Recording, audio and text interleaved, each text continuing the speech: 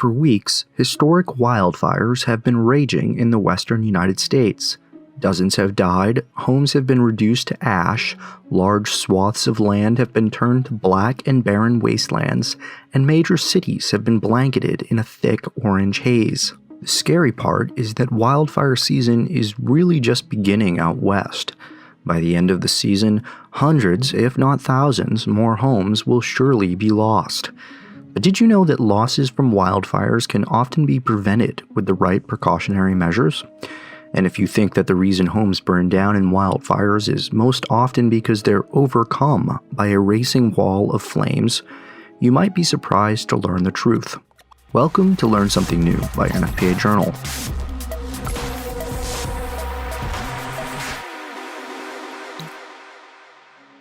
In the media and in films and television, wildfires are often described or portrayed in terms that suggest they bulldoze their way across land, turning everything in their path to ash and dust.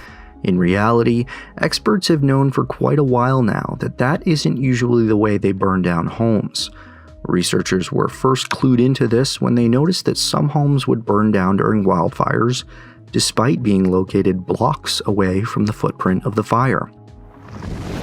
An educational short film produced by NFPA in 2001 explains this further. It features Jack Cohen, a well-known wildfire scientist who has done extensive research on wildfires for the U.S. Forest Service. What my investigations are telling me is that more than half the time the big crown fires aren't igniting these structures. It's something else. It's the little things. Those little things Cohen is referencing are embers, small pieces of burning debris that are spit from wildfires. In wind, they can travel distances over a mile. It's hard to say exactly what percentage of homes lost to wildfires catch fire from embers versus radiant heat or flames, but researchers from the Insurance Institute for Business and Home Safety have said that it could be as much as 90%. Knowing that your home is most likely to ignite during a wildfire from wind-blown embers, the task of protecting it from loss actually becomes a little less daunting. Here with me now to discuss some of the steps homeowners can take to protect their properties is Michelle Steinberg, Director of NFPA's Wildfire Division. When we talk about embers and specifically home ignition from embers during wildfires, what areas are typically most vulnerable to this? Sure. So when we're talking about embers, these are the little pieces of burning material that are coming out of the wildfire or from the vegetation. They can be really tiny. They can be fairly large pieces of, say, like bark or trees, and that's being carried by the wind.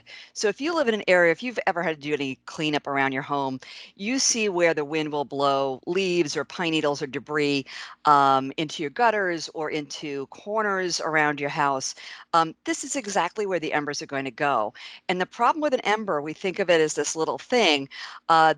It's like snow. One snowflake, no big deal. A big pile, a bigger deal. So when the embers pile up on these, in these corners, on flat surfaces like decks, into your gutters, into complicated roof lines, they will sit there and smolder. And if there's anything for them to alight or ignite, they will.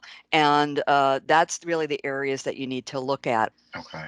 And I think there might be a misconception out there among a lot of homeowners who think, well, I would need a lot of time or money to fix some of these problematic areas.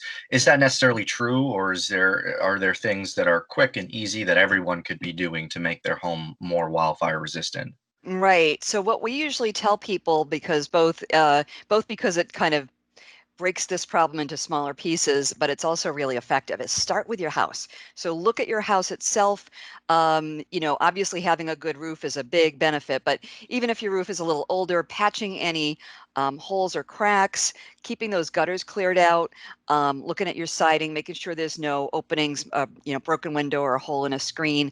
These kind of taking care of that kind of simple housekeeping will help. And then moving out, even within 5 feet of your home. As I mentioned, those embers like to pile up. If you've got wood mulch, say, or bark mulch, you don't want that right in that 0 to 5 feet to your foundation or any, your decks or your porches. You want to clear that out, rake that back out.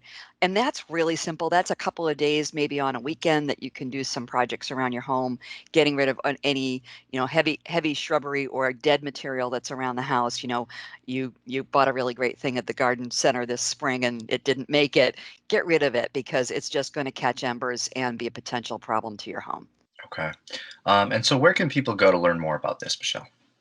Well, our site via NFPA, it's the easiest way to go is firewise.org. We'll bring you into just a world of resources about the individual things you can do to prepare your property, just starting on the weekend, doing those simple things, all the way up to how to work with your neighbors and start working on a Firewise community concept. Thanks for watching. If you like these Learn Something New videos, please let us know by leaving us a comment. Like this video, share it with your friends, and be sure to subscribe to NFPA's YouTube channel for more content like this.